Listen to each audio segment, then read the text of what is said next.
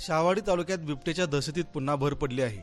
सरुड येथे वन कर्मचारी जखमी झाल्याची घटना ताजी असतानाच आता अकुर्ळे गावातील वाघवाडी वस्तीत बिबट्याने घरामागे बांधलेल्या घोड्यावर हल्ला करून त्याला ठार केल्याची धक्कादायक घटना समोर आली आहे। अकुर्ळे येथील शेतकरी शामराव वाघ यांनी उष्णतेमुळे शर्यतीचा घोडा घराच्या पाठीमागे उघड्यावर बांधला होता, मात्र रात्रीच्या वेळी बिबट्याने अचानक हल्ला करीत घोड्याला ठार केले। सकाळी ही घटना उघडकीस आल्यानंतर परिसरात एकच खळबळ उडाली। घटनेची माहिती मिळताच शाहवाडी वन विभाग घटनास्थळी दाखल झाले।